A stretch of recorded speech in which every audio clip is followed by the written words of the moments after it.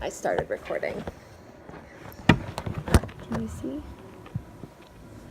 Okay. Okay.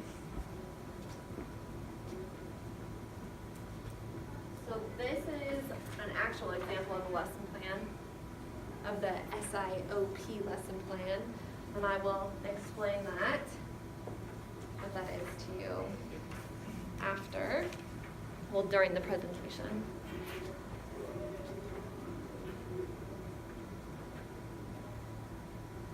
Would it be wrong if we don't know what SIOP stands for? No, you'll find that out Okay.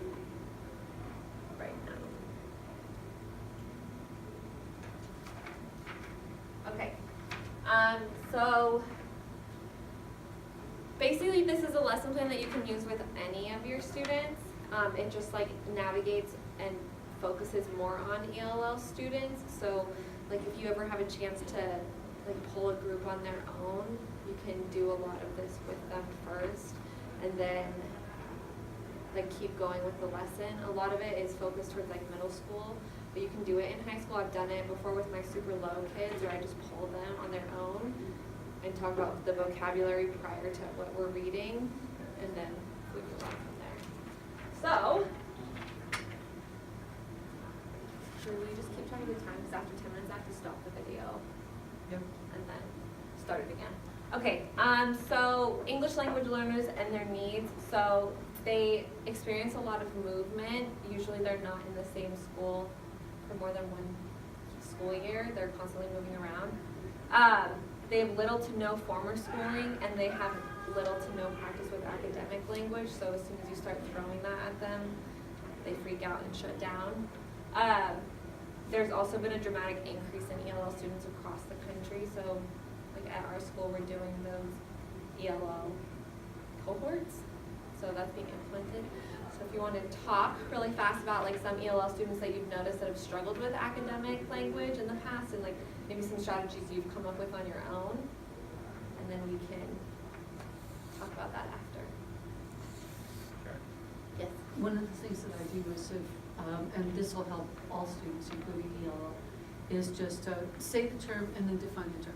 So if I'm saying, okay, look, I want you to analyze this passage. In other words, I want you to break it down, small pieces, bit by bit, and tell me how that relates to the whole. Yeah, that's perfect for low level learners too. Works with those high Yeah, ones too. and high, yeah. I know my brain is like so always with my English 9 regular kids. I'm always like, oh, you're reading at a 3rd grade level. How can we fix that? Do you guys have anything that you've done? I do something a little similar, except I like, if it's a big long word, I break it down and say, how many other words do we get from this word? You know, Right. like for example, like today I had jurisprudence, you know, as a word.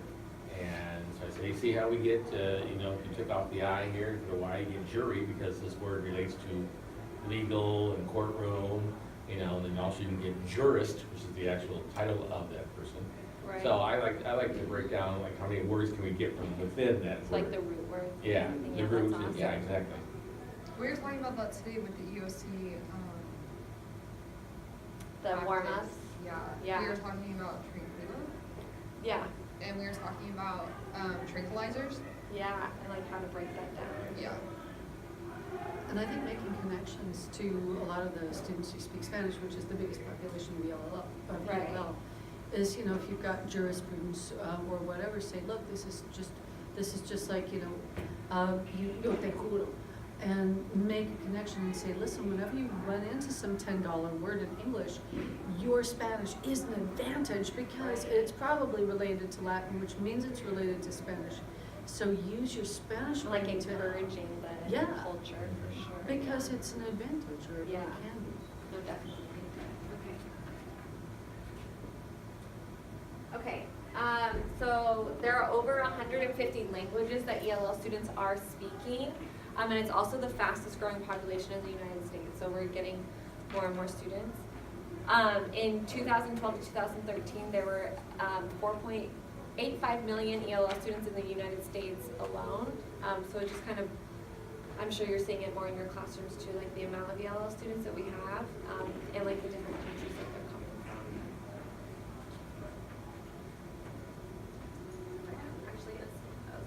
so the SIOP lesson plan, which is this, is called the Sheltered Instruction Observation Protocol. And it's literally set up in this way, like this is a template that you would fill out for your students.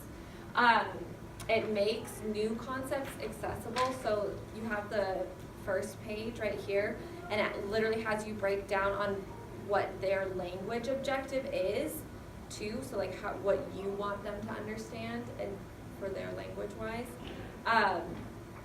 And so then you like have your materials, which is normal. What I like is the features, so it literally has you pick out like how are you going to prepare for it, how are you going to integrate it, the application, scaffolding, group options, and assessment.